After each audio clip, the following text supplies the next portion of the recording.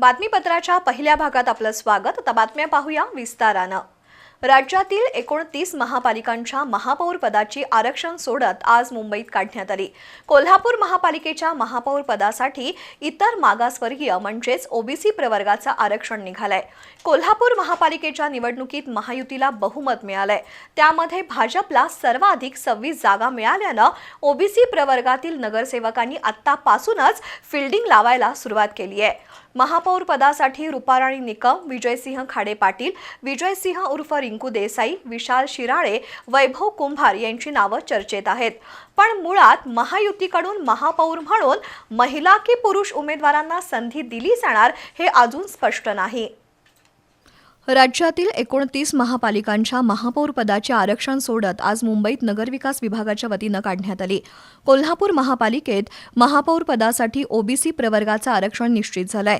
कोल्हापूर महानगरपालिकेत महायुतीला 45 जागांवर विजय मिळालाय। त्यामध्ये भाजपला 26 जागा, शिवसेना शिंदे गटाला 15 आणि राष्ट्रवादी काँग्रेस अजित पवार गटाला 4 जागा मिळाल्या आहेत।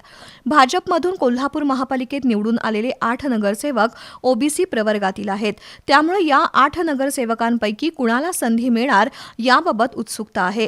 प्रभाग क्रमांक 18 मधून रूपाराणी निकम यांनी काँग्रेसचे भूपाल शेटे यांचा पराभव करून दणदणीत विजय मिळवलाय। त्या दुसऱ्यांदा नगरसेवक झाले आहेत। तसंच त्यांचा ओबीसी दाखला असून जात पडताळणी सुद्धा झाली आहे। त्यामुळे महापौर पदाच्या त्या प्रमुख दावेदार आहेत। त्याशिवाय विजयसिंह खाडे पाटील यांचंही नाव चर्चेत आहे। ते सुद्धा दुसऱ्यांदा निवडून आलेत। तर प्रभाग क्रमांक 9 मधून विजयसिंह उर्फ रिंकू देसाई ओबीसी प्रवर्गातून सर्वाधिक मतांनी विजयी झालेत। त्यामुळे त्यांचंही नाव महापौर पदासाठी चर्चेत आहे। वैभव कुंभार हेही भाजपमधून ओबीसी प्रवर्गातून निवडून आलेत। त्याशिवाय मुरलीधर जाधव, प्रमोद देसाई, विशाल शिराळे हेही ओबीसी प्रवर्गातील असल्यानं त्यांच्या नावाचीही महापौर पदासाठी चर्चा सुरू आहे। पण अजून तरी महायुतीकडून महापौर पदासाठी महिला की पुरुष उमेदवारांना संधी मिळणार हे अद्याप स्पष्ट झालेलं नाही।